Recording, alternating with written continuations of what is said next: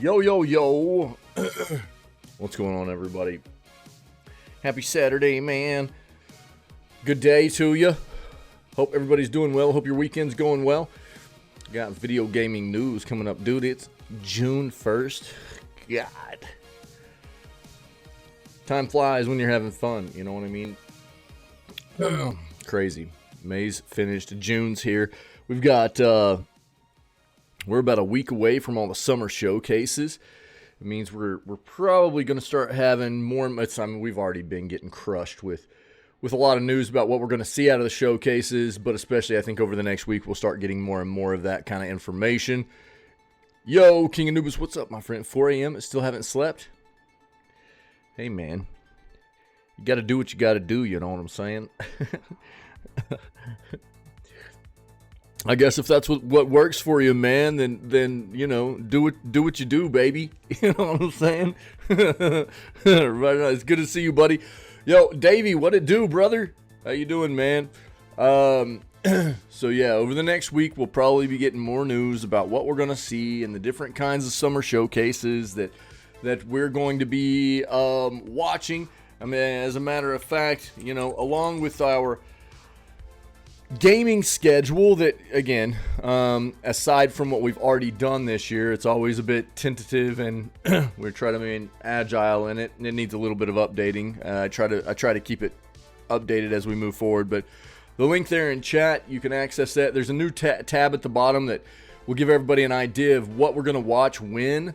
For the most, we'll try to hit as many of the showcases as possible, watching them here in the stream together, you know. So starting next Friday and all the way through Monday, there's going to be showcases that we're going to be watching. And I mean, honestly, there's not going to be a whole lot of time for gameplay. So most of what we're going to be doing about a week from now, just watching showcases. So it's a good time, though. We have a good time with it usually, and as long as the showcases are decent, you know, then it's always a good time finding out about new video games and what's going on with them and stuff like that. So, but today we got video gaming news, our first video gaming news segment for June this year, and then we're gonna dive into probably playing some X Defiant, man. It'll be an X Defiant day. If there's not enough people that really want to play, you know, then I don't know, I might switch over and do a little bit more Ghost of Tsushima, but we'll see.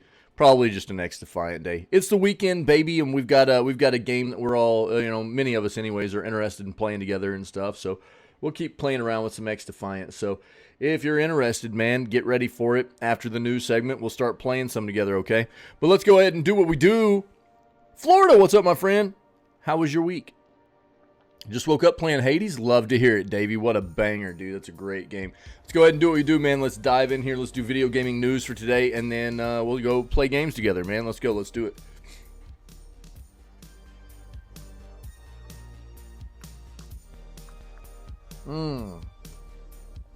I need a lot of coffee today, dude. I feel like I slept like crap. My allergies are totally bonked. That's okay, Davey. Yeah, that's all right. Yeah. No worries, buddy. But, I don't know. If you feel like jumping in here again today and trying it out a little bit more, we'll be playing it, dude. So you have that option, you know. Oh, took a red eye waiting on the second flight. Oh, Florida. Man. Busy week, huh? Busy week. Okay, I got you. So you're still... Don't! No!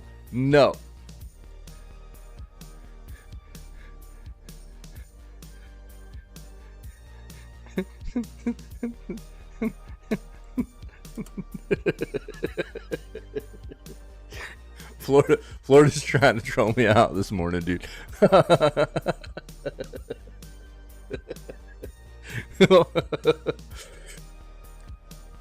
Oh, how many attempts with Hades? Like before I got my first run win or something, dude. I don't even remember. I would have to go back and watch. It's been, dude. Hades was one of the first number of games I ever streamed. So I mean, we're talking like 3 years. I can't really remember off the top of my head how many runs it took. What I will say is what I do remember about playing Hades 1 specifically was the one of the fights was particularly hard until you really get the mechanics down, and unless you have a decent build. The fight with the two enemies, the boss fight with the two enemies. Which fight was that? That one seemed quite brutal often until you got more familiar with the game and better at maybe grabbing some duos and stuff like that, or even just a decent build to go in there with. I can't remember who that fight was, what the name of the enemies were, but there's like two enemies in this arena that you have to fight, and man, I just remember that being quite brutal to begin with. But you know, have you won a run yet, Davey?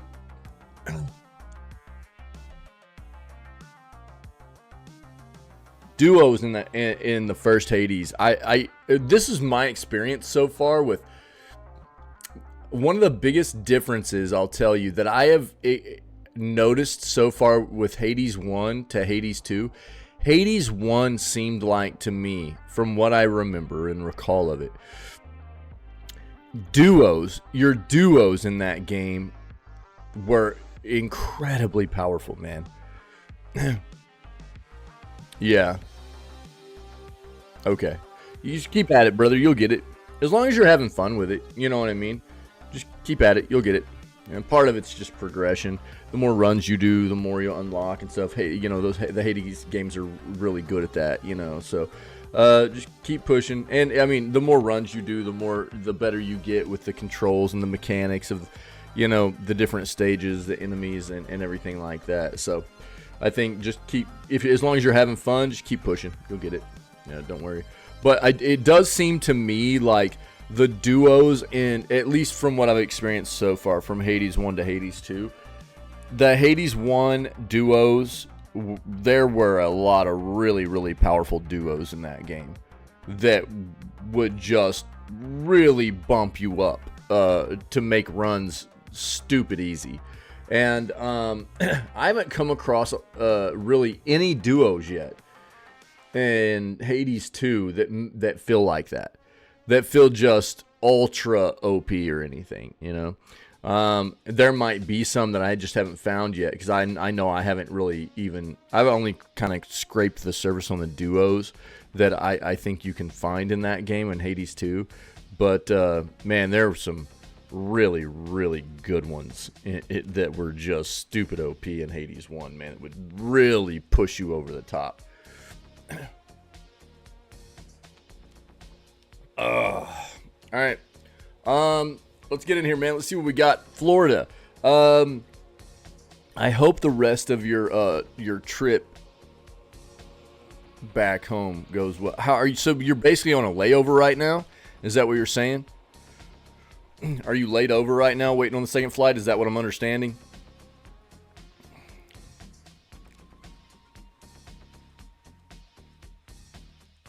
Yeah. Oh, that sucks, dude. Long layover or what? I hate layovers, dude.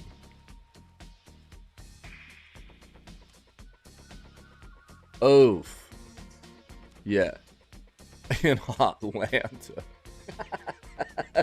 Bro, dude, it is going to be hot there this time. Got here at about 5. Yeah, so you've been there coming up on like 2 hours now, yeah? Oh, no, because it's 7:30 for you. So coming up on 3 hours now.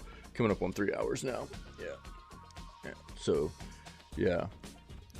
Rough, dude. Rough. I'm not a big fan of layovers. I know it's unavoidable quite often, but Jesus, especially long layovers, that sucks, man. That sucks. I'm sorry. I hope that, is it supposed to be a lot longer than that, or what? Do you know?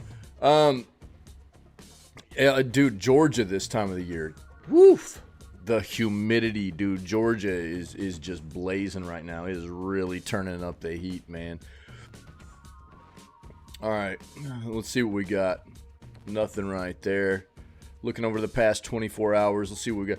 This, dude, Astrobot was, I think, one of the biggest hype things for anybody to take out of the PlayStation Showcase we watched. It looks really good, dude. Delayed about an hour? Boo. That sucks. So you're having to travel on Saturday. Are you getting any time off on Monday since you're having to travel today, or what?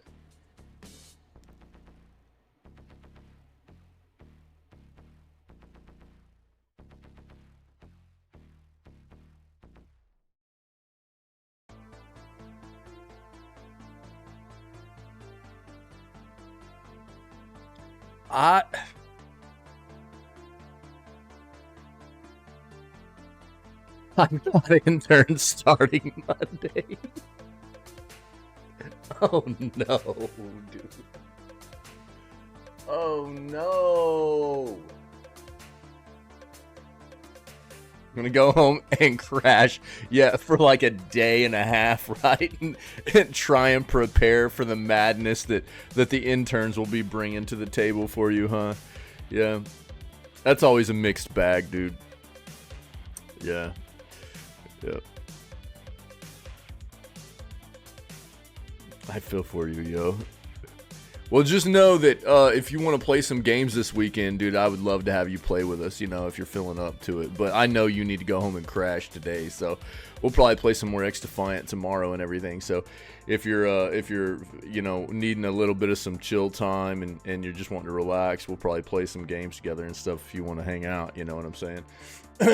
Dude, I feel for you, yo. That's a laugh of sympathy right there, let me tell you what. Jesus. I was a PlayStation fanboy. This article is titled, I was a PlayStation fanboy, but Sony has lost me to PC this generation. They lost me to PC entirely as the PS4 generation was rolling around.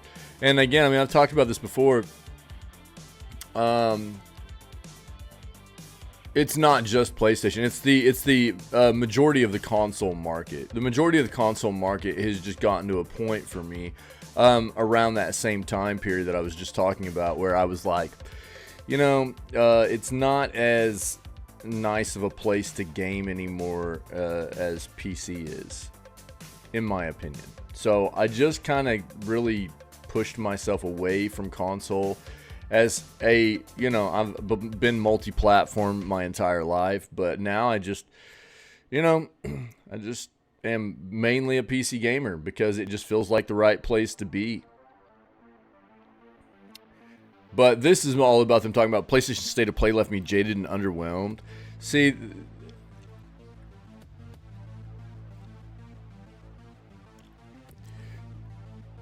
I think there were going to be PlayStation gamers that were feel this way, but I expected it to be what it was. So I wasn't looking for a whole lot out of play. There were things I knew we would get. There were things that were definitely underwhelming. Like Concord did not look good to me, and they really focused hard on that. I thought Concord looked pretty bad, actually. We didn't see the PS5 Pro, so I'm guessing we'll get that come late summer, early August if they're going to release it this winter. But we knew they weren't going to have a lot of like first-party games to show off and stuff like that. And anybody that went into it thinking there was going to be a lot of big stuff for them to show off, I think those are people that just don't keep up with what's going on in the industry. And if you're a fan of Sony, don't keep up with Sony enough. They told us at the end of last year that 2024, for the most part, wasn't going to have a whole lot for them as far as proprietary first-party games, you know? And so, therefore, the showcase, big summer showcase for them, also wasn't going to be huge hypeness, you know? There was some decent stuff in there. Also some not so decent stuff.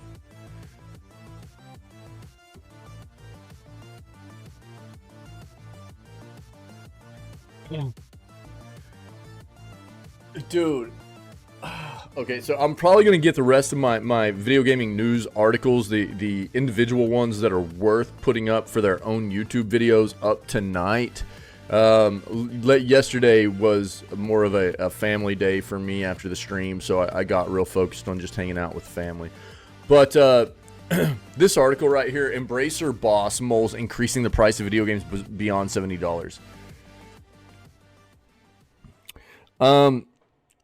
We've seen a lot of, look, it's not just Embracer, let's be fair, but when you want to talk about these companies that are having their executives try and prepare people for this notion, you're talking about companies like Embracer, who is disgusting, and they're not even Embracer Group anymore. They've split into 3 different companies now that they are trying to change their identity because the term Embracer has become notoriously disgusting for people just to spit out their mouths. You know, it's really, really bad. So they were like, well, let's just split into 3 companies. But they didn't do anything. They didn't change anything. They didn't change their executives. They didn't change their management. They didn't do anything like that. Well, you know what they did? They took two of the 3 companies that they split into and called it blah blah blah and friends. Blah blah blah and friends. Like, calling themselves and friends is going to make themselves look better, more approachable, like something more consumer friendly or something. You know, it's like, come on, man, get wrecked. Embracer's disgusting. They want to increase the price of their video games beyond $70. Capcom does too. We've seen their CEO talking about wanting to increase prices, and we're talking about companies that are already just, you know, railroading people on things like back-end monetization, right? Battle passes or in-game microtransactions that were absolutely unnecessary, right? Like Dragon's Dogma 2, come on, man. You know, and this is after a AAA price tag has gone up to $70 over the past year already anyway, and now they want to raise it again. Come on, man. I think that and I mean, I'll bring up another example. We're talking about Lars Wingfors, right? Or not Lars Wingfors, but who's the CEO of Take-Two? I'm tripping right now. He's come across on an article. I'll have a YouTube video up talking about him, where he's talked about how their consumers, their fan base, are happy to pay more for their games. Like, he's trying to push out this notion and try to brainwash people into thinking that it's like, almost like he's trying to prepare people for how much GTA 6 is going to cost, you know what I mean? And trying to make people think that it's okay to be happy about it. These quotes that he was pushing out were disgustingly bad. Terrible. Like I said, I'll have a YouTube video up of it tonight, you know? And I talk about this a lot. I talk about this notion a lot. I think it's important to take time to consider what you're getting out of your entertainment, right?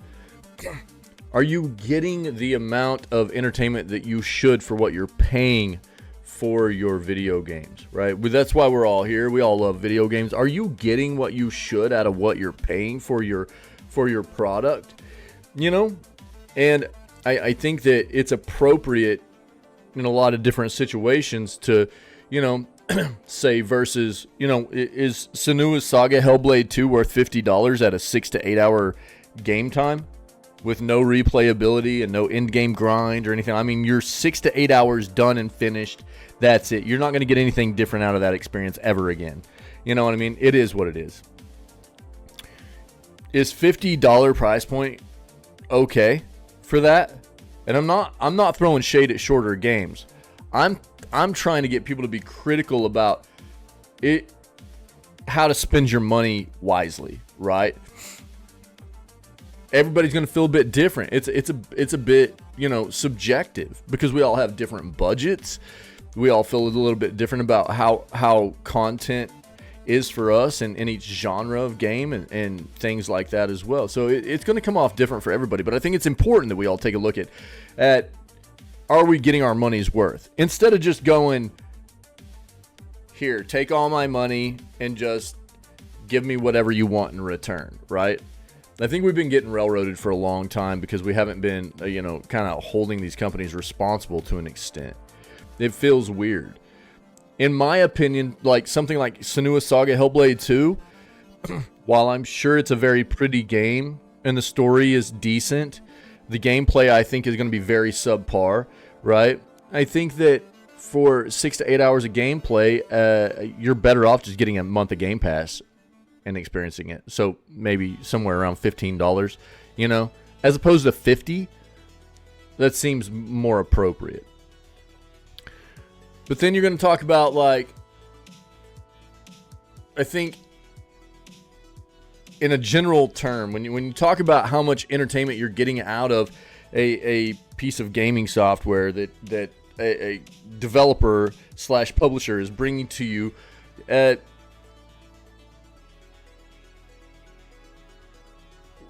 when are you getting railroaded, and when should you maybe also take a step back and go, man, I've been playing a free-to-play game for 300 to 400 hours now. Is it appropriate to give back to the developer at that point? If you've been enjoying it enough to play it hundreds of hours, right? And you can see yourself continuing to play that game. Isn't it kind of appropriate to find a way to give back to that developer in some capacity? It seems like it, correct? So I think it goes both ways. I think we have to look at games that are being brought to us that maybe aren't giving us enough for what they're trying to get us to pay. But I think it's also appropriate that us as gamers and consumers look at these products that are being brought to the table in a capacity where maybe they're over delivering, and we should be giving back to those companies a little bit more for over delivering on what they're giving us, right? I think it's just something that people need to think about a little bit.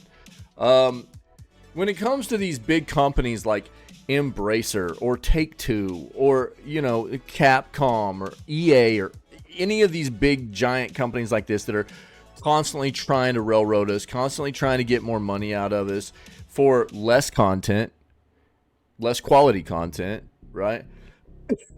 You can't not bring other companies into this discussion like Larian.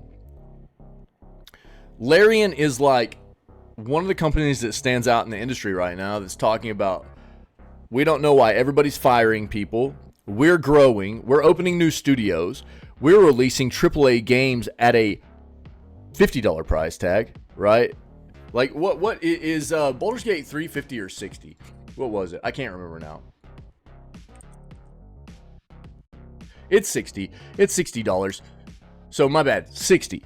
But still not the going AAA price tag for what games were last year, right?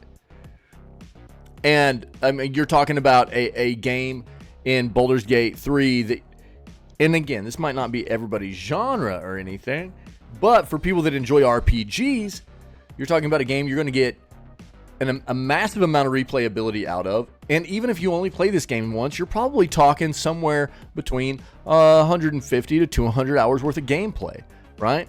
Something like that. For what, we've been used to as the AAA price tag. $60, no monetization in it, anything like that. So I think this is, the difference between what you're talking about, these companies that maybe we have to be cognizant of, that we be a bit more hesitant to support them if we can keep from it, because they continue to do maybe more disgusting stuff to us and by us, as opposed to the ones that we absolutely should be supporting, that continue to do great things for us and are handling themselves in a great way, taking care of their employees, doing good things in the industry, bringing us great products and content at a reasonable price point, things like that. This is just always those discussions we have to have regarding this kind of stuff. But how just ridiculous of Embracer. I mean, come on, man. Just so stupid. What up, Soup? What's going on? You're taking her to an aquarium date? Yeah. I figured that's why you weren't here yesterday. You were busy with your girlfriend.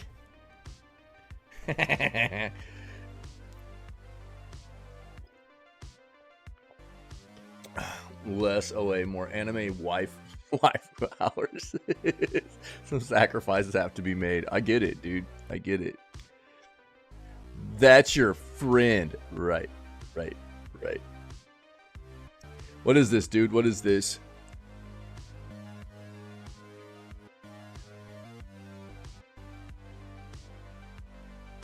Yeah, I'll take a look at it. I mean, this is obvious. Though, I mean, this is obvious. I don't, expect this to be mind-blowing or anything.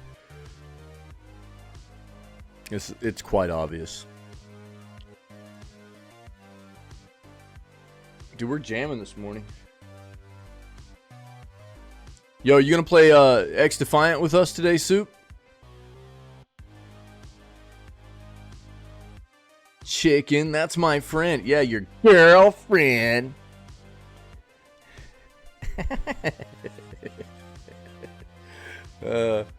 You talking about Call of Duty Modern Warfare 3 has 20 hours and it's $70?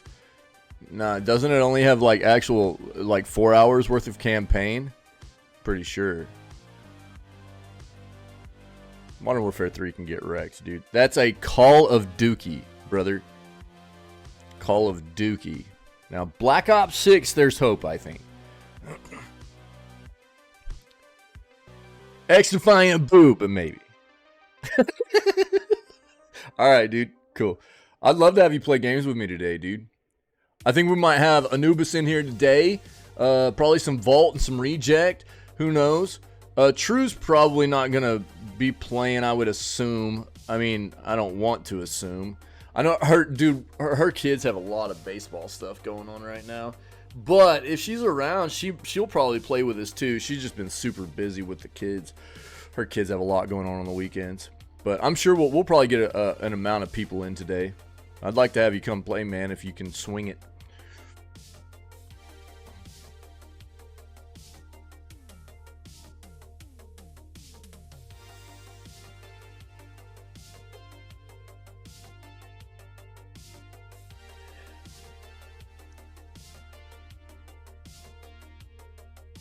Cyberpunk Quest 3 game Neon Squad Tactics to launch soon. Let's see what this is. Yeah, it's funny. We read an article the other day. What I was talking about before I even read the article, it was yesterday, I guess. Astrobot is really it seems like he's taken over. Where you remember Sackboy? Sackboy was like the mascot from the Little Big Planet games, who was very popular for an amount of time for Sony, and almost seemed like a mascot for them. And Sackboy and Little Big Planet has kind of just died off.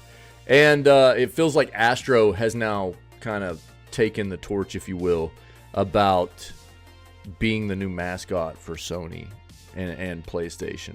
Yeah.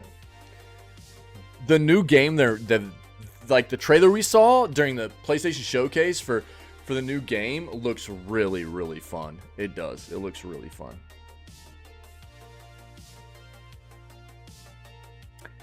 Man, God of War Ragnarok is coming to PC as I suspected. That was also showcased during the Sony State of Play showcase 2 days ago. The thing that's unfortunate is I probably won't get to play this game on PC until the beginning of 2025 because our schedule is going to be chocked when it releases. It releases like September 18th or 19th, I think is the date of this year. And for September, we're playing Lethal Company with Community as well as probably Lies of P. So Lies of P has DLC coming. I'm guessing it's going to drop around September timeframe, which is the 1-year anniversary of Lies of P. And if my inkling is correct, that means that we're finally going to play Lies of P during that timeframe too. And both of those games are kind of something to get us in the mood for Scaretober, right? Because all of October is going to be chocked with horror games, as it always is. Then November and December roll around, and I'll have a little bit of time off around Thanksgiving and the Christmas time period in both those months. So we'll lose a little bit of stream time there. Nothing significant, but a little bit. But both of those months, I'm planning on playing RDR2. So basically, the schedule's chock full from the time God of War Ragnarok releases on PC all the way until we create our new schedule for 2025. Right, so, but I think it is a very, very easy thing to say that we're going to get God of War Ragnarok put into the schedule for next year, and it'll be Give Me God of War difficulty, just like we did on 2018's God of War. It's going to be a good time. I'm really excited about it.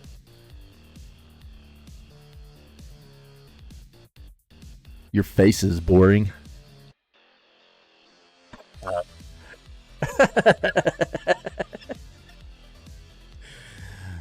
You McNugget?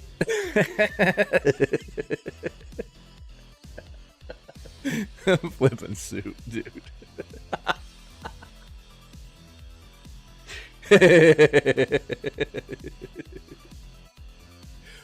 Brother, it's like any game, you know, any game that has a story besides Stellar Blade.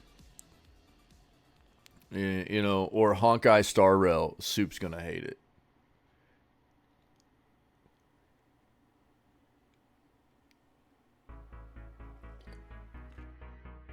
The server just closed by itself today. Like I was just playing and it just closed up. If you're talking about Suicide Squad, dude, I'm not surprised. Yeah, that's kind of their MO.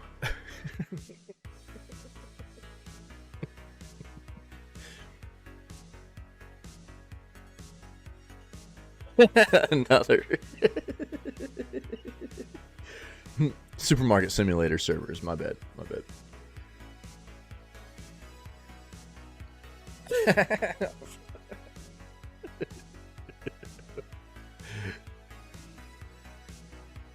Whose servers? Who are you talking about, dude?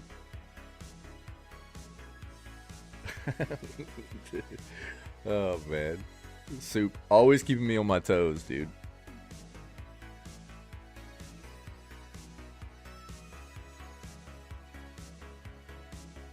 Brother, are you kidding me? No video game should be longer than 12 hours?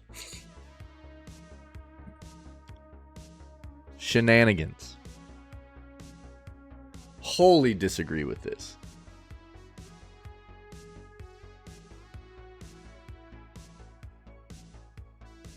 I'm sorry, that's such a stupid sentiment. There's a place for all length of games, dude. There's a place for all length of games. You know?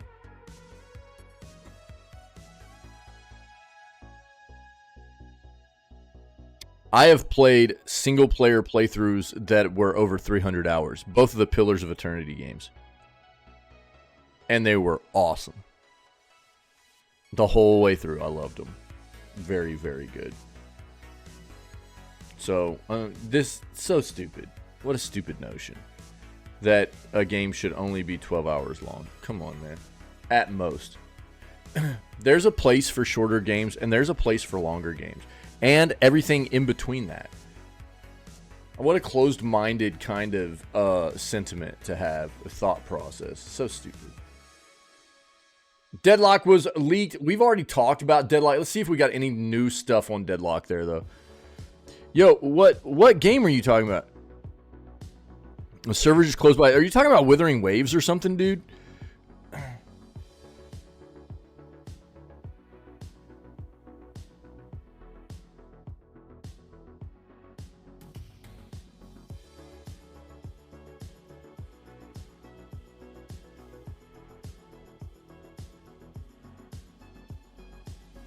That game, you know. Yeah, Suicide Squad.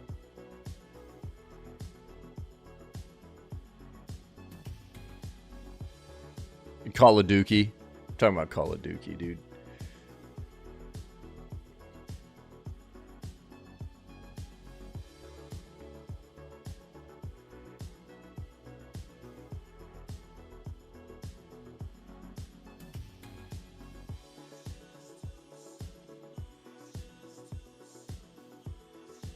Well, I don't know because you won't tell me. I'm trying to think of like the live service games you play, dude.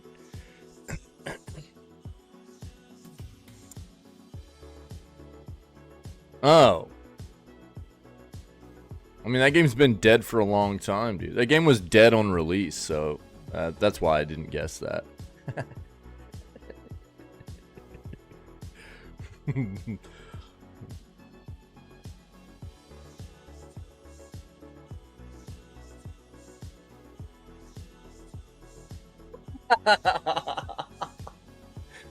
Hey, shut your pie hole, buddy.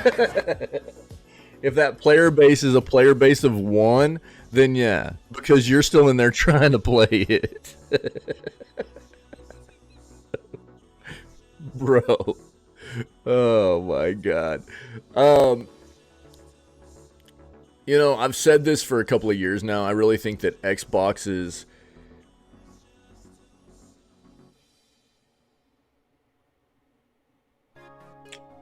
tactics of trying to compete in the console market of traditional hardware has been a losing battle. We know it's been a losing battle for a long time, you know. My sentiment about if they're going to continue to do hardware, the thing that makes more sense for them to do is a handheld. Something more like the Switch. It could be more powerful, but something more like the Switch or the Steam Deck or something like it just plays better towards their services and everything too. So we'll find out what they do next. But I've been saying for about the past couple of years that to me personally, it just seems like a smarter idea for Xbox all the way around. But you know, Xbox, I'm never surprised by the idiocy of Xbox either. You know, I mean, like recently shutting down Tango, like it's beyond me. You know, beyond me. So who knows? We'll find out what comes next. Xbox is dead. Sony is up. I always told you. Well, Sony might be up, but PlayStation's down. But PC's up.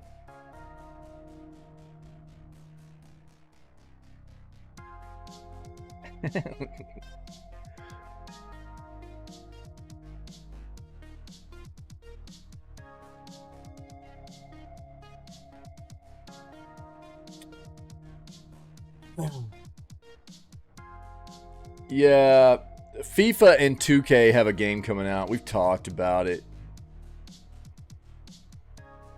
I'm not expecting much, I'll be honest with you. But I will say this. The only good thing that's really going to come out of this is that instead of now only having one decent soccer game in the video gaming landscape, soccer / football, whatever you call it, where you're from, it's never been good that EA has had this like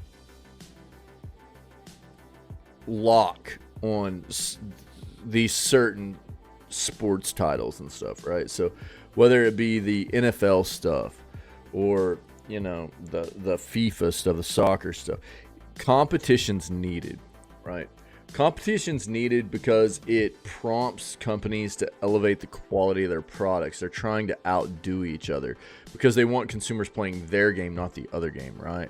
Oh yeah. I mean, you could play X Defiant with us here in a little bit, buddy. I'd love to have you, dude. So many games out there. So many games out there. There's got to be something interesting. There's got to be something that'll pique your interest today. We can help you, Davey. We'll find something. We'll help you find something. So I think that's about the only good thing. I mean, all of these companies, FIFA, 2K, EA, they're all quite disgusting. So it's, you know, unfortunate we don't have better companies making these kinds of games, but competition's good. It's needed, and hopefully it will at least prompt better games to be made because there's going to be competition now, you know.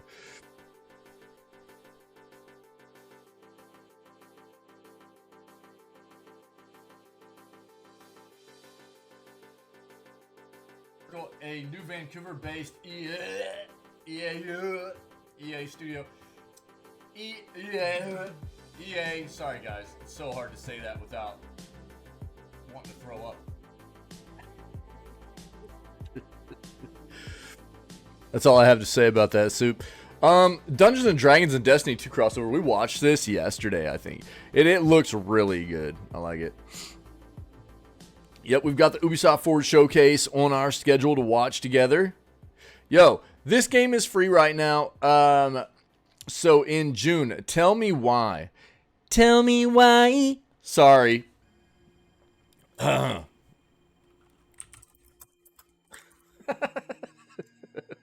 can't help myself, dude. So tell me why is free. It's a Choices Matter story-rich game. It came out in 2020. It's got decent reviews of 11,500, and Soup's on it, dude. Let's go. Oh, brother, I love it, dude. Let's go, dude. Nice. So what's funny enough, dude, I'd been talking to my daughter here recently about like some story rich Choices Matter kinds of games, and she started playing this last night. And she's really enjoying it. She's really enjoying this so far. It does have some language in it, so younger individuals might need to be warranted of that. And it does address, you know what I mean, a lot of the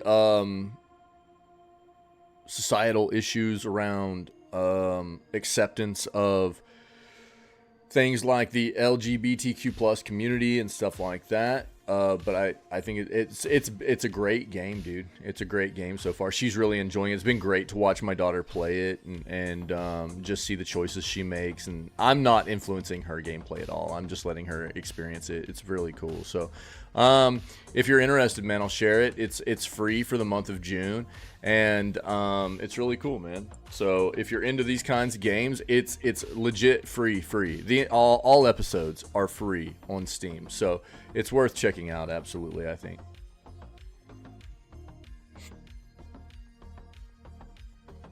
Sony reportedly investing over $250 million in Ben Studios' next game.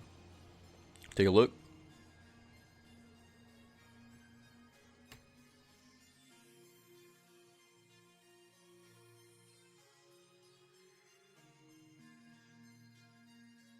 Yeah.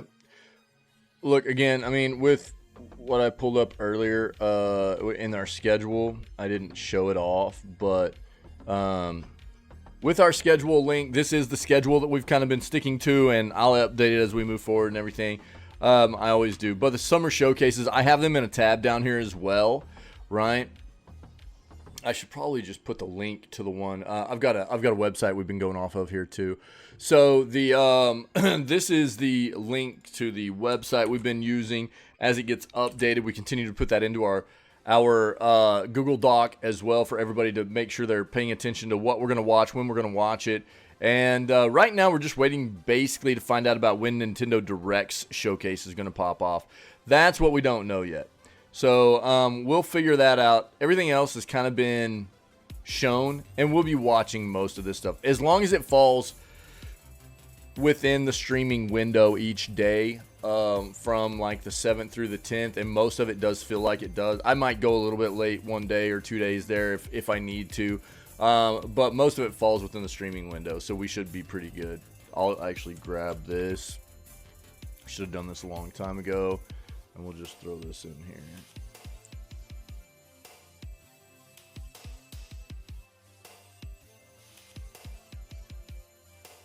There we go. That way the link's in there too if you guys need to grab it, okay?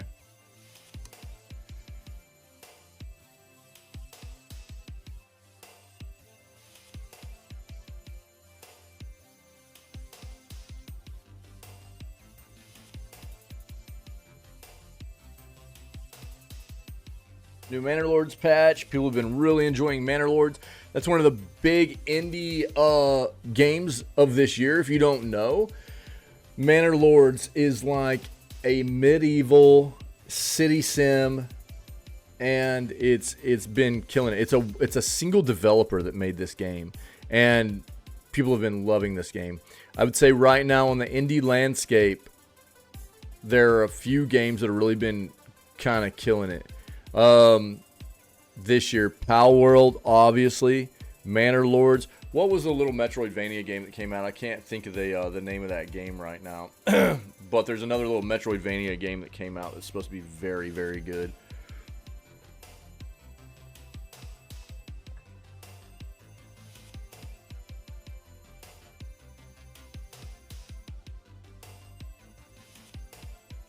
Little Nightmares 3 has been delayed to 2025, people.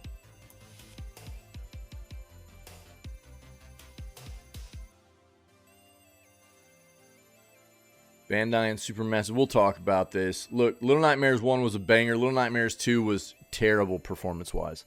It was so bad on PC. So many bugs.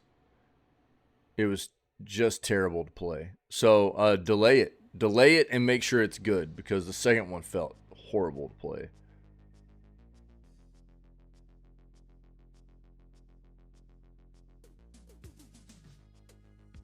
We've talked about that already. Toys for Bob partnering with Xbox. It's a weird situation. Toys for Bob was a subsidiary of Xbox. And then they kind of they worked their way out from underneath Xbox here recently. Toys for Bob did. And then so now they're like an independent studio again, but they're working with Xbox to create a new game. I don't know what that's all about, but kind of weird. Oh, look, hey, if yeah, isn't this funny? Yo, check this article out. Concord hit with overly negative response after reveal. I was like, dude, it was everybody hanging out in here, I think, whenever we watched the PlayStation Showcase, was like, this doesn't look very good. You know?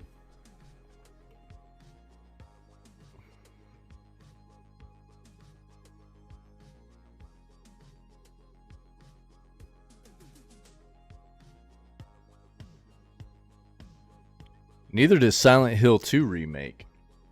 Silent Hill 2 Remake does not look very good either.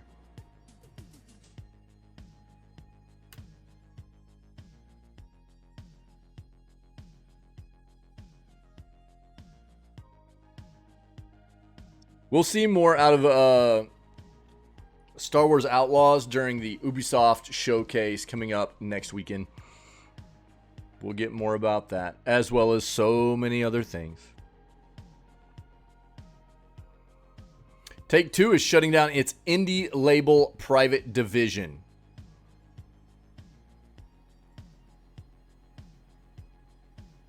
Yeah, kind of.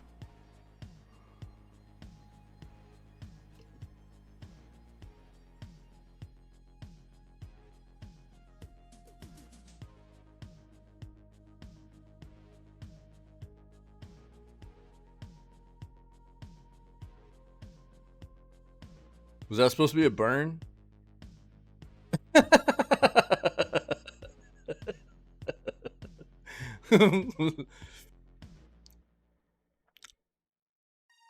Brother. Take-Two CEO reveals why GTA 6 isn't launching on PC. We know why. Because you want people to double dip.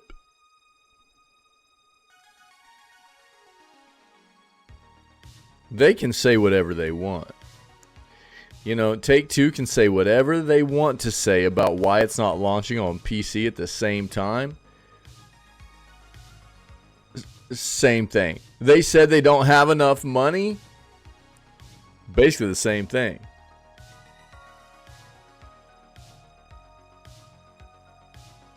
They want people double dipping on this. We know why, yeah.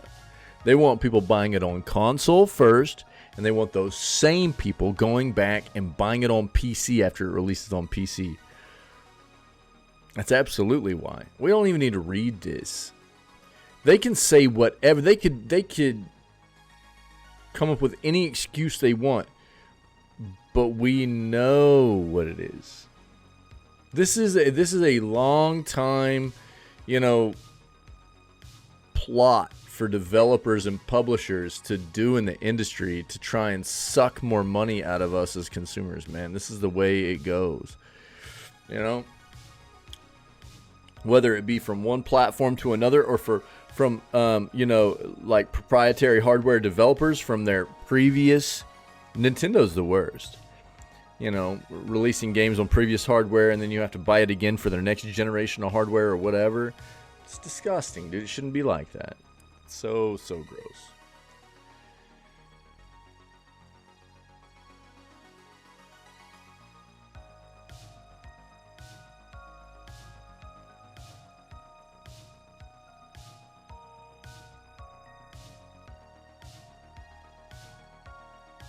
The only reason there should be any difference, right, in that kind of situation is if a game gets ported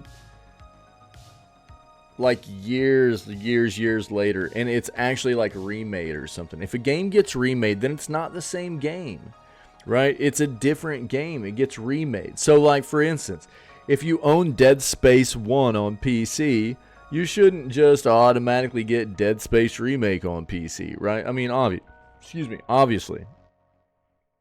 Or any platform for that matter. But on any, you know, I mean, if you own Dead Space 1, there's no reason why you shouldn't just be able to play Dead Space 1 on like, if you owned it on PS3, why shouldn't you just be able to play it on PS5 without having to buy it again or whatever, right? I mean, there's no reason. There's no reasoning behind it. That's where PC's quite often a better place. One of the areas. Anyways, right? You don't have to worry about hardware changing that front for you. Your library is your library. The hardware doesn't change things. These console developers are really scummy about that kind of stuff. No, not because next gen. Stop it, dude.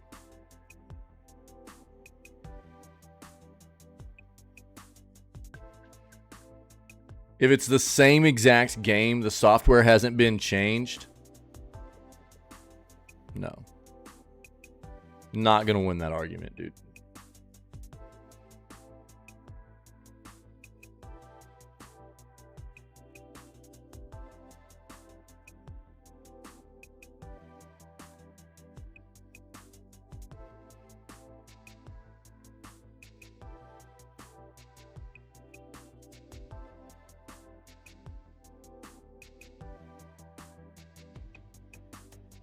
Marvel Rivals PS5 version revealed. Your closed beta is set for July, where they won't let anybody say anything negative about this game again. Dude, I'd be very, very hesitant about Marvel Rivals. NetEase, dude. What's brown and sticky, by the way? Brother, that is a very, very vague question. Me sign up, I'll do it. Hey, dude, go for it. Here, if you guys want this link, look. I think the what I've said before is I think that the premise behind this game is interesting. It's also a universe that has a lot of people. Nice, dude. You got me on that one. The universe behind this being Marvel is going to have a lot of people interested, but it is NetEase, and I know Soup feels the same way I do about that, you know.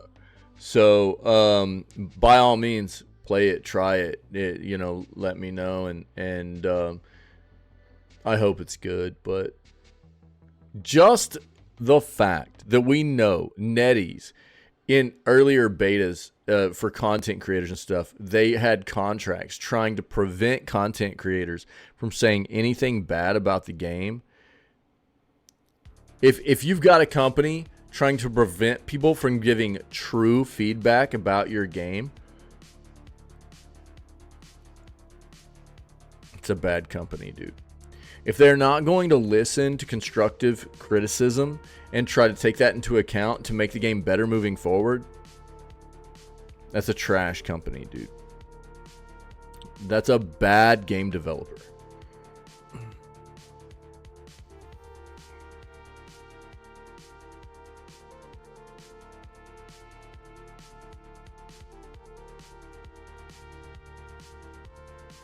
Yo, Skull and Bones is free to play for a week, but they should probably be paying people to play it.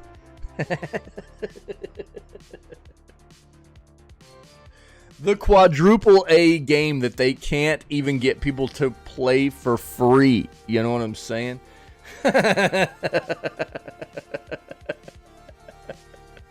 Oh my God.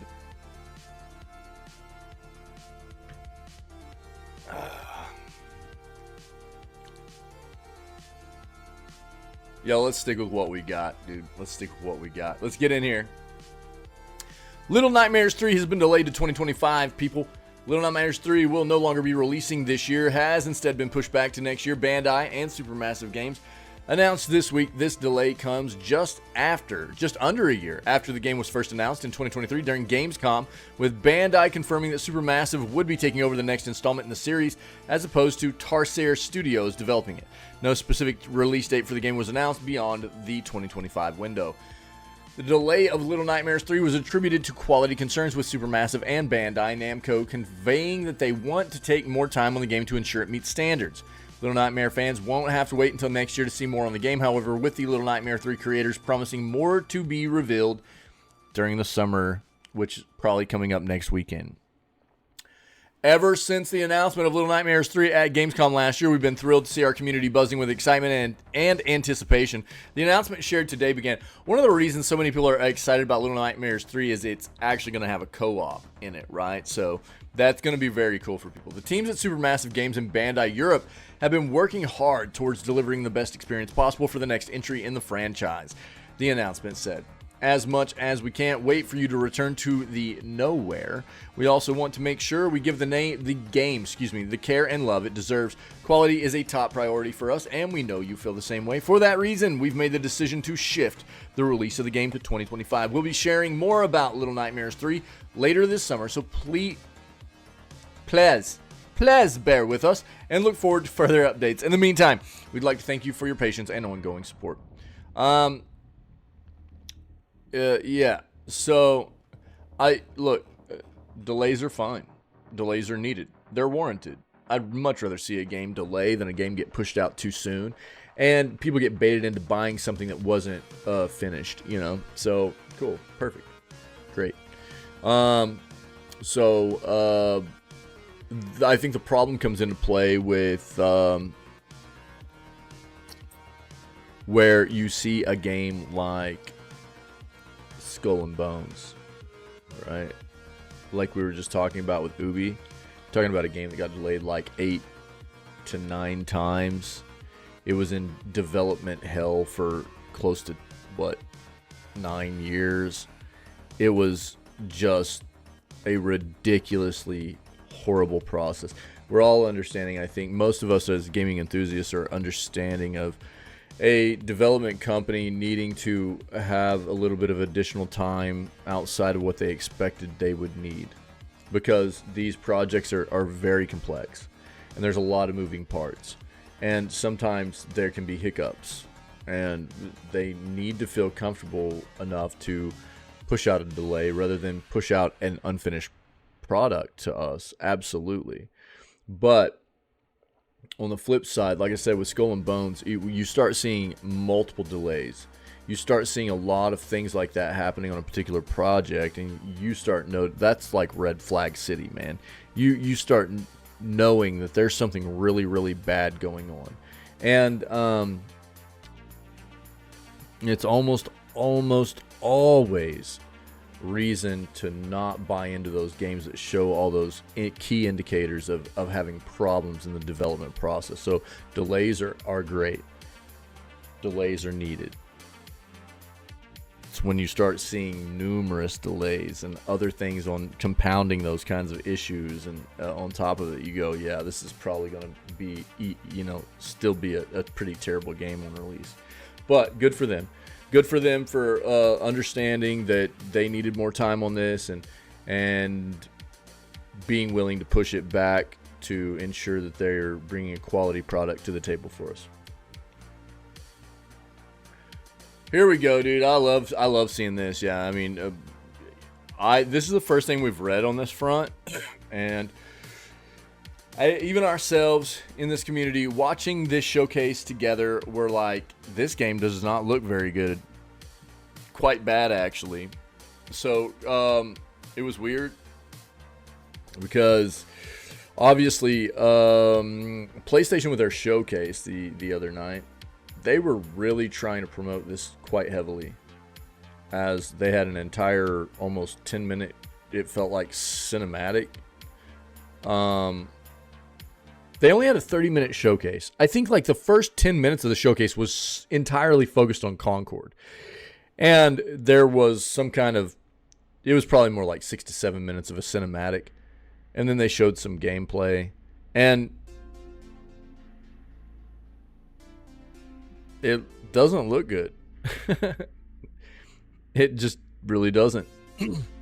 Looks like they're trying to just make another Overwatch clone. And it looks slow and it looks clunky. And it's not that like everything you see from a trailer is going to give you a true impression of how the game feels or plays. And but those impressions are still notable, right? And quite often it does give you an idea of what to expect when you get gameplay out of a trailer. So let's read this real quick. Concord hit with overly negative response after reveal. The debut of Concord at Sony's PlayStation State of Play hasn't been as well received as Sony and developer Firewalk would have hoped. In the hours since Concord's first trailer and gameplay were revealed, the game has been hit with an overly negative response from gamers. As of publishing, Concord's cinematic reveal trailer has a 76.99% negative rating, while its gameplay trailer has an 82.39% dislike rating. And the comments from fans haven't been any better, with Concord being panned for numerous things ranging from appearing like another Overwatch clone. I mean, truth hurts, I think, to having no soul. Quote, "The cutscene sold me on an adventure," said one commenter. Quote, "The very next words out of the developer's mouth is 5v5 FPS. Said another, "It's like Guardians of the Galaxy meets Suicide Squad meets Overwatch. Concord is a 5v5 hero shooter set in the new Concord Galaxy. The game sees players take control of one of a number of free gunners, each having different abilities. The free gunners roam the stars, taking high-stakes jobs on worlds across wild space, where they face other fiercely competitive free gunner crews." Game director Ryan Ellis said, "From match to match, you'll form your team of free gunners with other players and battle it out with rival crews to take home the reward across a variety of maps and modes." Sounds super unique. I'm being facetious. He added, "While our core gunplay will feel familiar to shooters fans, the versatility and variety of each free gunner and their abilities to make it so aim and thumb skill alone aren't always enough to come out on top." It launches on August 23rd for PS5 and PC. Yeah, I think it was Vault that we were talking about this a little bit yesterday again as well, and he really nailed kind of the same sentiment I had about the way it looked, and which was that it was kind of a mix between Overwatch and Valorant for me. And without me even saying that, I think Vault hit on the same exact thing. Was like it looked more like a Valorant Overwatch mashup. And I don't know. It feels like an Overwatch clone. I mean, same thing that like NetEase is trying to do right now with their Marvel Rivals stuff. So many companies. Even what we're gonna read coming. I mean, we'll read it next. Deadlock is being compared as well. So we'll be done with Concord there. Look, let me just finish with this. I am not surprised with all the negative feedback. I'm not surprised with all the negative feedback. There's nothing unique here. This doesn't feel unique. It feels generic. Yeah, I mean, it's not that, like, obviously in entertainment, all forms of entertainment, and video games as well, is no exception to this rule. Imitation is something that's been done forever, right? When companies find things that have been done very well, it gets imitated, right? Yeah, it gets copied. But if you're gonna do that, if you're gonna try to imitate something, you're gonna try to copy it, you still got to find ways to make it unique and your own and still do it in a way that's going to grab people's attention. And I'm sorry, there was nothing in here that was really interesting, I don't think, for most people. Yeah, I think it's quite obvious now. We weren't the only ones that felt that way watching this. The majority of people have given feedback that was like, this was pretty bad. So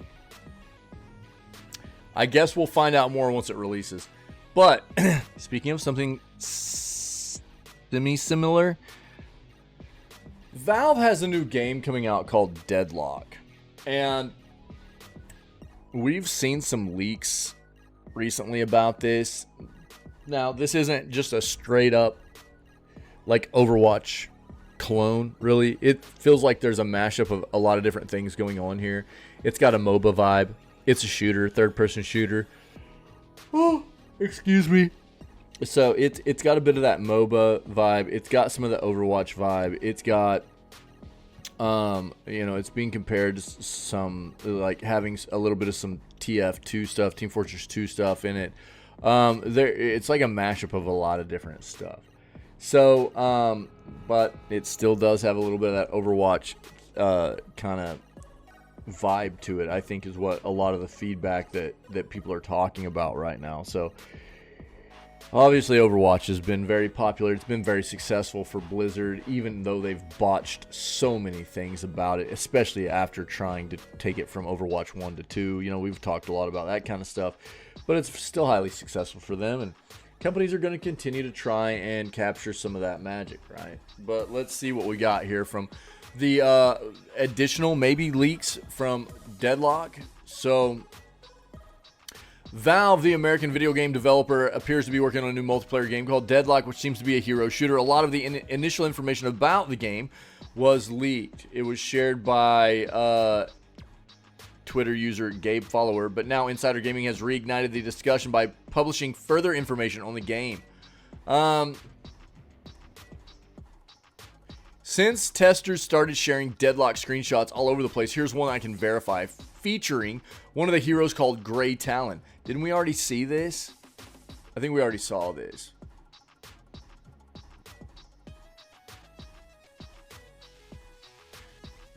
Yeah, I'm pretty sure we already saw that. Let's see what else has gotten released here. According to Insider Gaming, the game is a 6v6. You know? That sounds familiar. Third-person hero-based shooter with 19 heroes, including magicians, robots, creatures, and humans, each with unique abilities and playstyle similar to a MOBA. Ranged healers, tanks, assassins. There's like lanes in the game. There's they've got these rails, kind of like BioShock Infinite, if you're familiar with that game, that you can help you maneuver around the map faster and easier and stuff. Gameplay involves killing enemies, creeps to collect souls. The in-game currency used to buy items to strengthen heroes. Souls are collected by shooting at them, with a small amount awarded for floating souls. Creeps spawn randomly on the map, including a larger AI boss in the center. Additionally, players can deposit spirit urns in the middle of the map to provide the entire team with more souls. The urn carrier visible on the minimap. The game is described as similar to Dota in gameplay, loop, and mechanics. The Twitter post featured a bit more content, with 4 pictures allegedly from a video game showcasing characters battling in a city reminiscent of better games. Some people on the internet have suggested that one character looks like the sniper from Team Fortress 2. Another image features a hero named Grey Talon, showcasing their weapons, special abilities, and a brief description. The tutorial menu covered gameplay basics, special moves, and match objectives, all of which suggest a rather generic and unremarkable game. This makes the leaks particularly disappointing. We'll see what comes. We'll see what comes. Valve is traditionally very, very good at making their games. I will say that. Valve is notable for the games that they've made. And they aren't real heavy about trying to push out new stuff all the time. It seems like they take their time. They try to make good content. So I'm hopeful that this will be at least decent. But it does feel like what so many other companies have been trying to do here lately.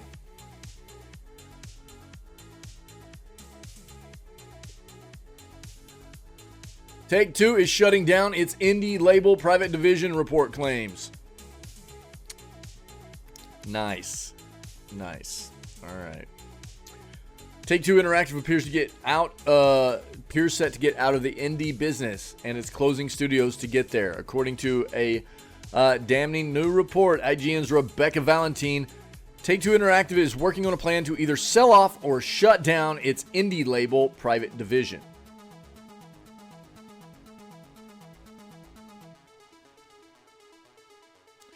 Valentine states that Take-Two, despite saying that it didn't shutter its indie studios, Kerbal Space Program developer Intercept Games will be closed on June 28th on a larger scale at Private Division. However, almost all of the staff were let go at the end of April when it was said to them that Take-Two would no longer support the company. The report adds that Take-Two has found a potential partner to buy Private Division in the form of an unknown private equity firm. Valentine says the sources she spoke to expressed frustration at Take-Two leadership for alleged mismanagement of the label and called out Chief Strategy Officer and Private Division head Michael Warhawes for poor leadership and mismanagement. On May 30th, it was revealed that Private Division had terminated its agreement with Bloober Team to publish Project C. With this new information being brought to light, it makes more sense as to why the agreement was canceled. It was also in April when Take-Two announced it was laying off 5% of its global workforce and canceling numerous games. Insider Gaming has reached out to Take-Two for comment on the report. Should a response be received, it will be added to the story. For what it's worth, the company did decline to comment to IGN on the claims brought forth and the status of Private Division.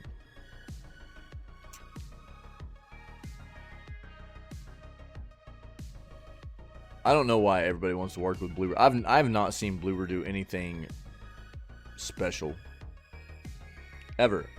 And like now Bloober gets to make Silent Hill 2. Silent Hill 2 does not look good right now. I'm sorry. It looks pretty bad. But this is unfortunate, man. We'll try to keep track and see what happens. Cyberpunk Quest 3 game Neon Squad Tactics to launch soon.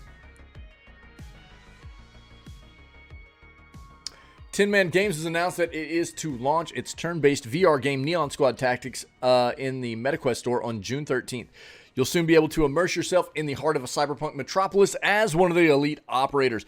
Retro-looking games tend to do well on the Quest. A recent example being Arcade Paradise VR. Seems a lot of us putting on the headgear are happy to travel back in time to our heyday.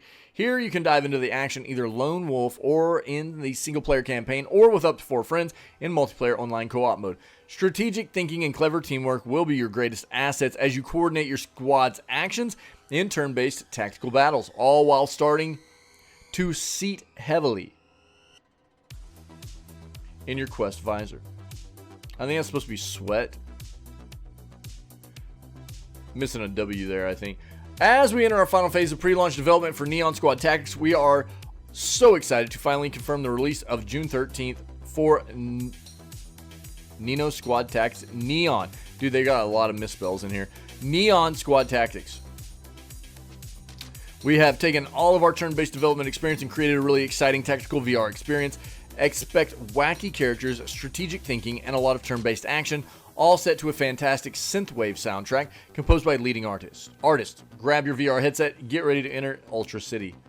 It's turn-based tactics action with a compelling single-player campaign, drop-in, drop-out multiplayer missions for up to 4 players, hyper-retro 90s aesthetic, and a modern synthwave soundtrack, 31 playfields across 3 diverse biomes, 8 playable squad members, including Assassin, Vanguard, Ravager, Juggernaut, E-Goop,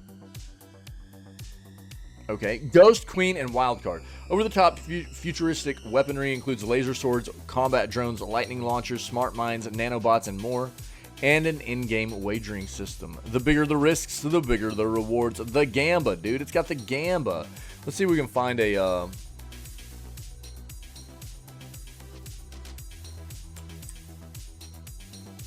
YouTube video about this real quick. Whoa!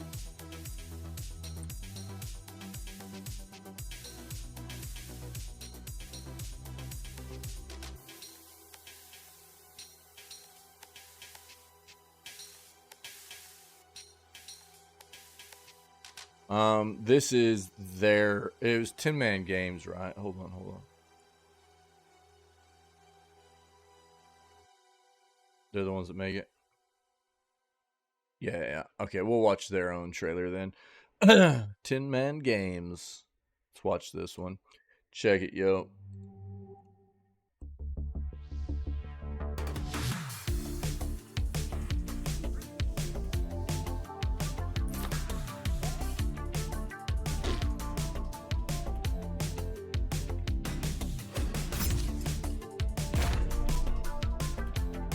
Hey again, looking swag today.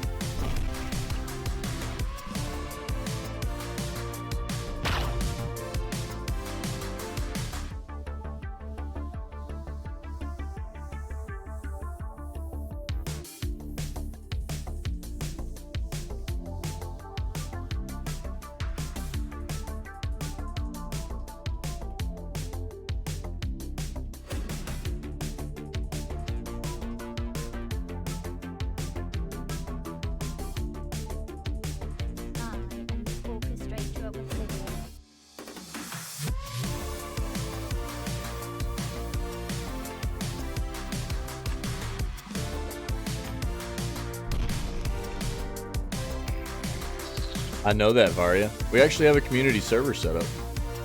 How you doing, my friend? Happy Saturday. Have a community server set up.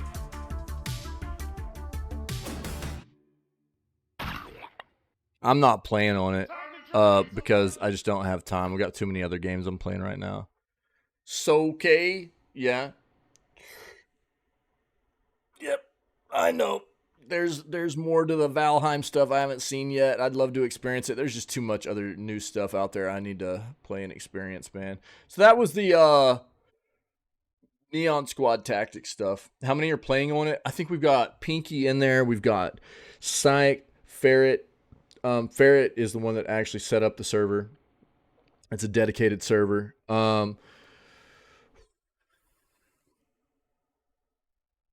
There might be somewhere between like 3 to 5 people on it right now. Something like that. If you want to hop in the Discord, there's a Valheim gaming lounge. In the gaming lounge, there's a Valheim channel, and you can talk to everybody in there about potentially getting in and playing if you want. Yep. I know Pinky, Ferret, Psych, you just need to talk with them. They all talked about it. I think True might get in there and play. I don't know. She's been really busy here lately. But, yeah. They've had it up since, what? I don't know, for about the past week or week and a half, something like that. When did they get this popping off?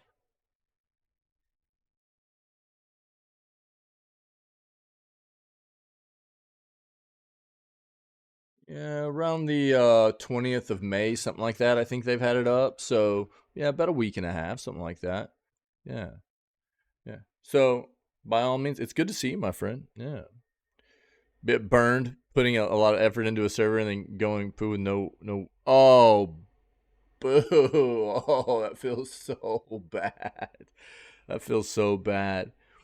Yeah. Ferret, one of our resident friendos and mods here in the community offered to host a dedicated server, so he set that up and people are just playing on it and having a good time with it and stuff. I don't have time to play on it.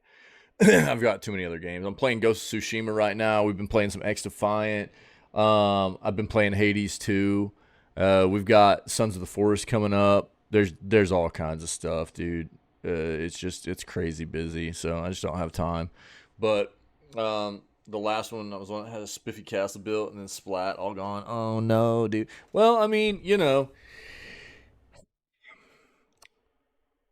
destruction brings creation, you know what I mean? So I know that feels bad, and it's not gonna, that's not gonna heal those wounds. But maybe it happened because you needed to come play on our server or something. So if you're feeling like you still want to Valheim it up, then all of those individuals that are playing in the server here in the community are amazing people, dude. you know, and obviously cool people to play games with and to play Valheim with and stuff. And so if you're interested, you know what I mean, get in there and throw a message in, and I'm sure one of them will get back to you pretty quickly, you know.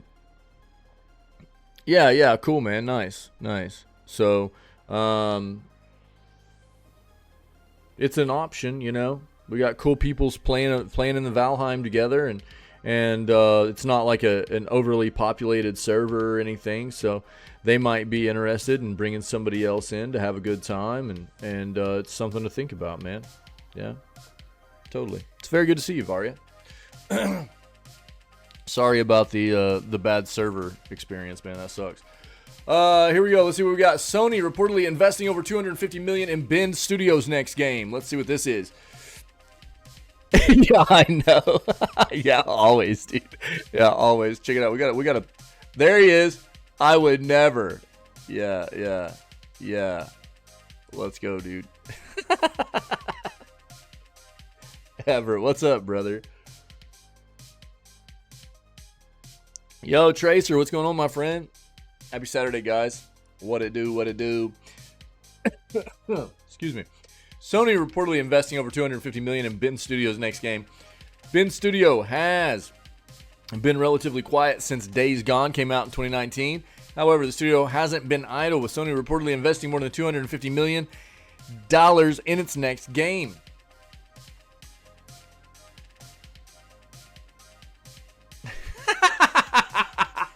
You guys are crazy, dude.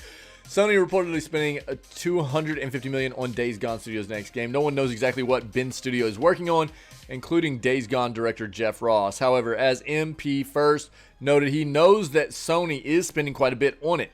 Whatever it is, Ross said on Twitter. They've spent at least $250 million on it.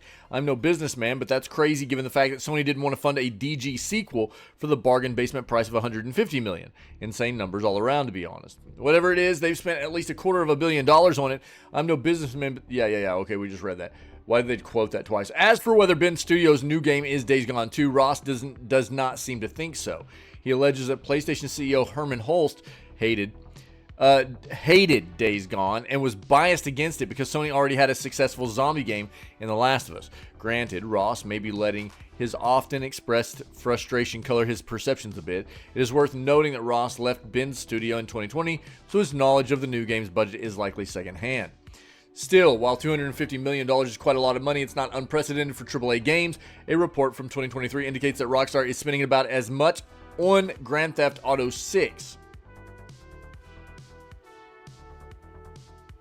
No, I'm pretty sure Rockstar is spending probably about 4 times that on GTA 6. Microsoft's Activision Blizzard merger also revealed that Activision spent over $300 million developing Call of Duty. Thus, the $250 million Sony's spending on Bend Studios' new game, these seem weird, like these numbers seem weird, seems to be a symptom of ballooning development costs. We know that that's definitely something happening. What is this? Don't start that up. Okay, well, apparently Bend Studio is getting something new coming our way. We'll just have to keep track. There's some weird numbers in here, but we'll keep track of it. No. It's hosted by. It's not paid. Yeah, it's just. Yeah. One of our mods has. He's an IT guy. Yeah. And he just offered to do that out of the kindness of his little pole doge heart. You know, Ferret's a good dude. He's a good dude. He just offered to do it because people were talking about being interested in playing Valheim together, and he was like, I'd be willing to, host a dedicated server. So, that's how it's working out. Yeah. Check out the Killer Clowns from Outer Space game yet? No. I've seen some trailers for it and stuff. We've talked about it a little bit. I probably won't play it, but you've been playing it, Tracer?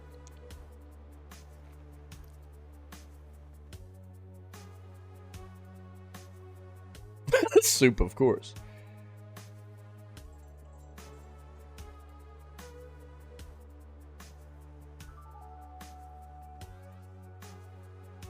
It looked decent, what I've seen of it. They just had a big update come out too, didn't they? Let's read this. CEO of Rockstar Owner, thanks for this, by the way, Soup. CEO of Rockstar Owner sizes up GTA 6. The world's in a different place than it was when we launched GTA 5. I mean, obviously, right? And the sequel could be unmatched in the industry. I think that's also expected, right? I look, man, I mean, this is an article that I don't think this is going to be mind-blowing for anybody. It's just, we'll probably skim this and it's going to be expected, you know. Obviously, you know, from when GTA 5 released, what year was that? I mean, it's been quite some time since that. And there's been a lot of evolution in technology as well as the video gaming industry. So you're going to expect quite a leap in what GTA 6 will be bringing to the table over what GTA 5 was. If you don't get that, something's wrong, right? Yeah, 11 years now. Thanks, Sue. So that's expected. And, you know, the other thing is, obviously, with the magnitude of what something like GTA 5 has been and how even bigger people are expecting GTA 6 to be, this is going to, people are all absolutely expecting GTA 6 to be something we haven't really ever experienced in the industry before. Something, I mean, if the trailer is anything, you know, them just releasing a trailer and seeing how much it blew up was insane. So the game itself is going to be very, very iconic for releases. It's going to be breaking records. We know that, right? We know that. I think this is the big thing, right? So when you talk about the amount of hype behind a game like this,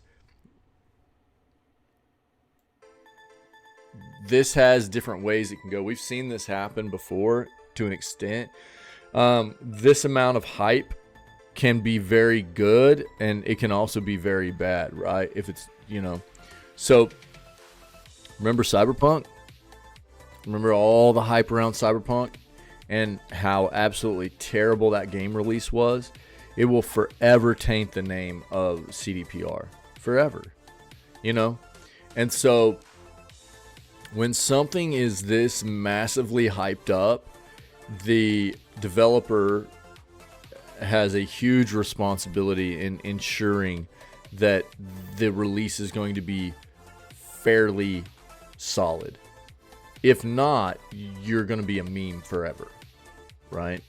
And so I don't have a lot of reservations about Rockstar ensuring this game is going to be released in a pretty nice state. It feels gross that it's only console and not PC as well, because we know the game they're playing there, right? They're playing the double dip game, which feels stupidly gross. But, you know, they do have this opportunity here to just obliterate what basically anything we've ever seen before for a video game release in the industry, you know. I do feel like that's quite an easy thing for them to do here. But if the game is in a bad state on release, it could go south real quick. They've got to make sure that they're ready to do this. The big and better only get bigger and better, and the mediocre go away. GTA 6 will likely be a juggernaut success if GTA... I'll hit on that in just a second, Tracer. Thanks. Juggernaut success if GTA 5's historic run is any indication, and the series' parent company reckons the long-awaited sequel could be unmatched in the industry. During an interview at TD Cohen's 52nd Annual Technology, Media, and Telecom Conference yesterday, Take-Two CEO Strauss Zelnick, head of the company that owns Rockstar and GTA, discussed how much the gaming industry has ballooned since the last GTA release and how there's now the capacity to support a game as big as GTA 6 could be. Quote, I do think the world's in a different place than it was when we launched GTA 5, Zelnick explains, pointing to the series' past without microtransactions and a dedicated GTA Online version. GTA was neck and neck with Call of Duty at that point as the biggest franchise in the business, as opposed to where the series stands now as the #1 entertainment property of all time, across all forms of entertainment. After GTA 5 sold over 200 million units, Zelnick boasted of GTA 6's record-breaking announcement trailer as a clue to the game's potential commercial performance. like I also pointed out. Zelnick doesn't think GTA's landmark success exists in isolation, however. The big titles continue to perform, and with the history of the entertainment business, the big and better only get bigger and better.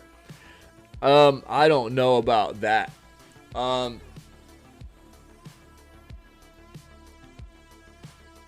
going to discuss this quote. Hold on. And the mediocre go away, and the stuff in the middle either has to get really, really good, or it also goes away. With boatloads of hype and even richer company behind it, should Rockstar Games deliver an amazing, perfect video game in GTA 6, Zelnick thinks Take-Two certainly has the ability to support a hit title that is unmatched in the industry.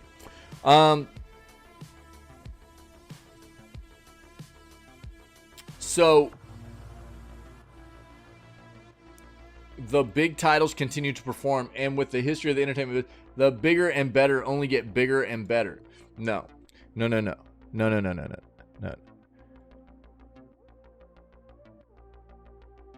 The bigger and more popular continue to get bigger. There's a problem in the industry right now with, like, I'll give you a perfect example of a game like Modern Warfare 3, right?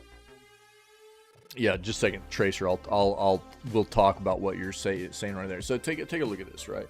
You want to talk about? They even discussed the fact that Modern Warfare is one of the biggest, or Call of Duty is one of the biggest games in the industry, right? One that GTA's been competing with for a long time. So you want to talk about, like, getting bigger and better? No. Getting bigger? Sure. Bigger to the point of where a lot of these companies like EA and Activision Blizzard and Take-Two or Embracer or whatever, you know what I mean? You call out the disgusting companies that you want to call out for the things that they've done in the past that, you know what I mean, are really gross, right? But and call out the franchises where they've let content slip. To where they're willing to take advantage of their fan base and their consumer base, right? They've gotten so big that they quit caring about what made them big in the first place, which was being a great video game developer. Yeah. So that what they've done is they've gotten to this point where they just quit caring, and they'll just keep pushing out crap content. Why? Because they have games that say Call of Duty on them, right? They have games that say Call of Duty, or they have games that say Madden or whatever. They don't care about the content anymore. They don't make the games better. If anything, they make them worse. And you can see it by the feedback that people continue to give. Unfortunately, a lot of these companies have gotten so big that it's hard for them to fail. Because what do? People still go buy these games even though they're big, hot bags of trash. So this quote from Strauss Zelnick, right, about the big and better only get bigger and better. No, they don't. No, they don't. The bigger they are, it seems like quite often. Now, there are exceptions to this rule, but the bigger they are, quite often, it seems like the bigger and scummier they get. There are good big companies out there. Larian, fantastic. Also, notably, independent still. You know? So, I think that when you hear somebody like Strauss Zelnick say that the bigger and better only get bigger and better, no, they don't, dude. No, they don't. You're full of crap. You're full of crap. There are plenty of examples out there of how these companies that once upon a time started out as something really, really good, as a developer and a publisher or whatever. I mean, all those companies I stated before, Blizzard, who I used to love. I won't play their games anymore. EA, you know, all the amazing games they used to make and everything, it turned into an absolutely disgusting company, you know, but they've gotten almost too big to fail. They're not better, they're bigger, not better. So, consider me not surprised that somebody like Strauss Zelnick says some bullcrap like this. You know what I mean? Jesus Christ.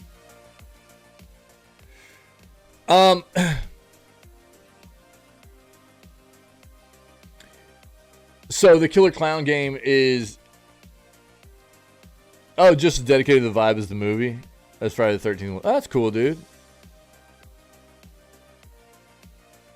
Nice, dude. I love to hear that. Cyberpunk changed the face of game releases. There hasn't been a big mess up with releases for games since Cyberpunk. I think one of the reasons, though, is it definitely, I think, obviously I think of more modern releases, there are two games that come to mind for everybody about bad releases, right? You've got, but on two different fronts of bad releases for two different reasons, right? You talk about Hello Games with No Man's Sky, and you talk about CDPR with Cyberpunk, right? So you talk about those games, and No Man's Sky just did not deliver even close to the kind of content they were promising. They baited a ton of people into this premise of the content they were telling everybody they were going to have. Oh, nice, Davey, let's go, dude, yeah. Hey, brother, I love it. Hey, if it works, baby. Nice, yeah, sounds good, dude.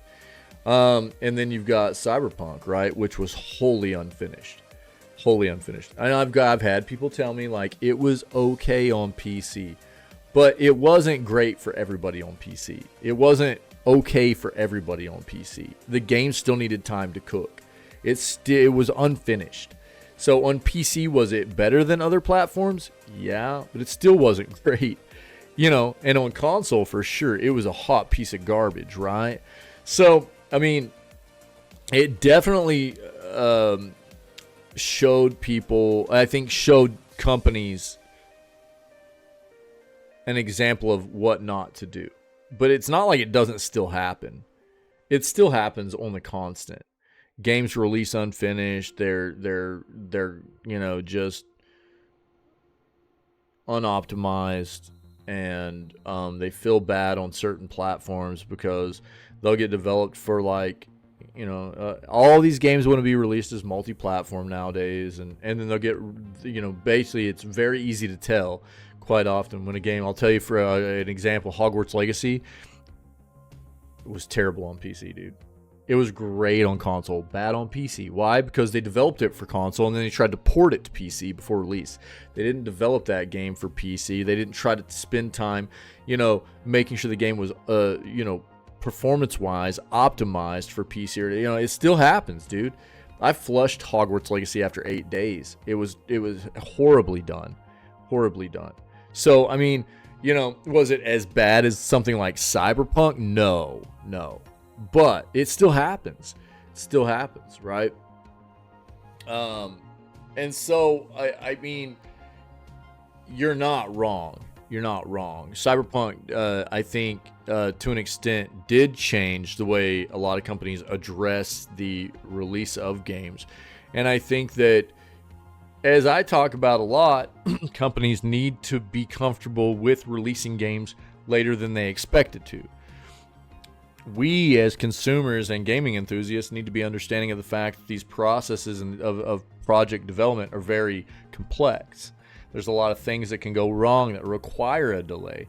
But there's also something to be said for the other side of that issue, which is coming out with release dates too early, right? For a game that you're not going to meet. You got to be very, very cognizant and very good at understanding when you're going to be more than likely going to be able to meet a release date, so you don't push out a release date until you're able, as a company, knowing that you're very, very certain you're going to be able to more than likely meet that, and unless something goes horribly wrong, you know what I mean, in the project, the last part of the project. I think that's been a big problem in the industry. So then they just delay, push out a window, delay it, push out another window, delay it, And you see these big companies. I mean, you talk about, Skull and Bones is another great example of a game that, I mean, they were working on that game for close to 10 years. They had 8 to 9 delays on it. Better for them to delay it than push it out unfinished. But, dude, everybody knew that game was going to be trash. And then what they do, I mean, it's a live service game. And obviously they pushed it out at a AAA price tag. And then you've got, the CEO of Ubi coming out going, oh, well, it deserves a trip. It deserves that price tag because it's a quadruple A game. Like, get out of here, bro. Anybody that knows anything about the gaming industry knew that game was going to be balls. They were trying to recoup cost. I don't know why they stuck with even developing that game for so long. It was insane. You know, there's a lot of problems still in the industry with game development and the release of games and things like that. But I do think that Cyberpunk showed companies that they need to be more diligent with their process of releases and be more willing to delay and stuff. I'm not saying development's easy. It's not.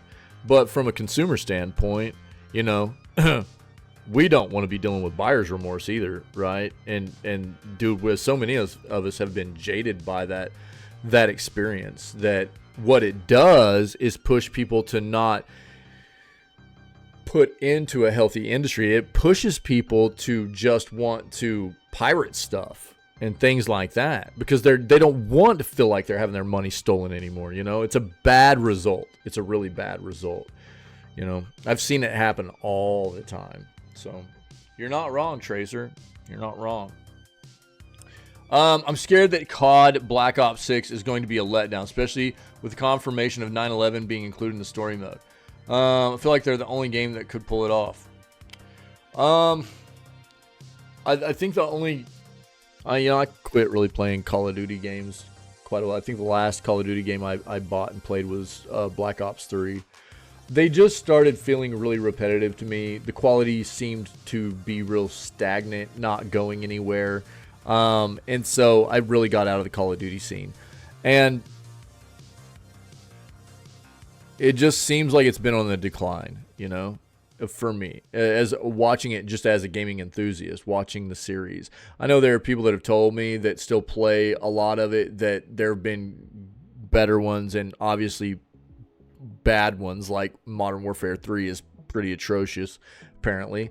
And I'm sure there's a little bit of some negative review bloating there as well, but I just think that, you know, we should expect more and get more out of these companies that have these kinds of titles, right? People have been supporting these companies and building them into these massive juggernauts, and then we get just crapped on because of, you know, they feel like they're too big to fail, and it feels terrible. But part of the problem is that people will just continue to buy those games because it says Call of Duty on the box, right? I mean, here's the thing. I've talked about this a lot too. Whether you want to talk about Call of Duty or Assassin's Creed or any other game like that, where they push out a new game every single year, right? If not more often than that, there's no way that the company is focusing on content over quantity, right? They're focusing on quantity over quality. So, I mean, it's just, there's no way. There's no way. So if you could imagine them actually just stepping back, taking 1.5 to 2 years on each game release, how much better the games would be if they, rather than what they're doing now with trying to push one out every single year, you know? But that's not what they care about. They don't care about quality anymore, for the most part. And I'm not talking about the individual developers at these companies. I'm talking about the company as a whole. The management, the executives, the people that are really pushing the decisions down, right? If they really gave a crap, you wouldn't see them pushing this kind of thing out, right? The game after game after game. It'd be more about, let's take a little bit more time. Let's try to make sure. You wouldn't see things like what happened with Modern Warfare 3, right? And we've been hearing reports here lately that you know, Black Ops 6 has had more time in the development process, which is, I'm hopeful, because I mean, as for all the fans out there of Call of Duty, dude, I want the game to be good. I want all games to be good. It's just not the world we live in. Yeah. And I'm always going to try to point out the things that I think people need to be cognizant of and recognize about where these big players in the industry are lacking and doing us wrong, right? So we have heard good things about Black Ops 6 right now. It's been in development apparently for a number of years. It's been in a playable state for apparently 2 years now, which is a good look, you know? So I'm hopeful that it'll at least be better than Modern Warfare 3. But this is, another thing for me is like, I think the quality of Modern Warfare, or not Modern Warfare 3, but Call of Duty as a whole going down is where I started looking for other first-person shooters to play. You know what I mean? Random mode time. Let's go, dude. So there's like, that's why, and look, I'm not a big fan of Ubi either, but that's why we're trying X Defiant right now. Oh, let's go, dude. Yo, get it either Kappa Lol or Entropy wins and you get a free sub. So, I'm always on the lookout for like different FPS games to play and experience and compare and get the community into and see what people think. And see what people are getting out of maybe different price points for different games that are coming out on that front. Nice, Davey. Praise, baby, praise. So, I don't know, man. I just think it's important for people to be recognizing why maybe it's not worth just buying every single Call of Duty game that comes out anymore. You know what I mean? Nice, Tracer. Because people have been doing it forever. But if they're not going to be worried about giving you anything good anymore, they're not going to be, bringing you a good experience anymore, why are you paying them? Why are you supporting them? And that goes for any of these other companies in the industry that feel like they've gotten so big they don't have to worry about giving you what you deserve as a consumer and as a gaming enthusiast anymore, For whatever series you're interested in, whatever you've been supporting from those companies. Diablo. I loved Diablo growing up. I hate Blizzard now. I've hated Blizzard for a long time now. Not just Diablo. I played a lot of their games, But it's like, it's just so hard to deal with, man. I understand it. I've been there many times. These companies you fall in love with, and you fall in love with them for a reason, and then, it's hard to look at it in that kind of way where you're willing to step away from them, But people don't look at it like that. They're just going to continue to railroad us with the crap content, the crap quality they continue to bring to the table. So lift up the good ones, don't support the bad ones, dude. That's the only way it gets better. It really is. It's really on us as the consumer. There's nobody out there that's going to do it for us. So I don't know. That's the news, my guys. I appreciate it. My dudes and dudesettes. Happy Saturday. I know I went on a bit of a rant there. I'm sorry. OutsiderAntics, dude. Hope everybody's having a great day. We're gonna have some nice community fun, dude. We're gonna play some X Defiant, and I don't know. We'll see. There's a potential of playing a little bit more. Ghost of Tsushima. The game is a banger, dude. We had a great day playing Ghost of Tsushima yesterday. I'm probably not gonna dive into a whole lot more Hades 2 right now because I've kind of felt like I've hit a bit of a wall content-wise because of the early access part of it. As the game gets a full release, we'll dive back in there and continue pushing for content in Hades 2. But for now, it's probably going to be kind of put on a shelf. Hades 2 is very good. I've just kind of gotten to a point where I feel like it's probably worth just getting back into it on full release. Okay, but we'll keep pushing for Ghost of Tsushima, which is a banger. The game is so flipping good. But since it's the weekend, we got a lot of community members around and stuff like that. We'll do some X Defiant today, man. We'll do some sweaty FPS and we'll go pew pew and have some fun, man. Yeah. So thanks for the awesome news segment. I appreciate it, everybody. We're gonna go play games. But if anybody's hanging out or seeing this later on as a VOD, you're not familiar with what we do. Every day, 6 days a week, we're live. We start off with video gaming news. We begin at roughly 6 a.m. CST CDT. That's 7 a.m. Eastern. 4 a.m. Pacific time. We kick it off trying to just stay current with what's happening in the industry, promote a healthier industry for ourselves as gaming enthusiasts and consumers, man. We have an amazing community of awesome people. Always just trying to cultivate a welcoming experience for people, safe place for people to always be a part of. Lots of laughs, spreading good vibes, just having a good time, appreciating video games and experiencing the world of video games that we all love so much, man. So if you can dig that, come be a part of it. We're always looking to grow the community in the right way with awesome peoples, man. So other than that, man, stay healthy, stay safe, be kind. I'm not going anywhere. The stream's not going down, but I'm going to run us an outro real quick to sum up this news segment. And as soon as I get back, we will start getting ready for some X Defiant. All right? I'll be right back.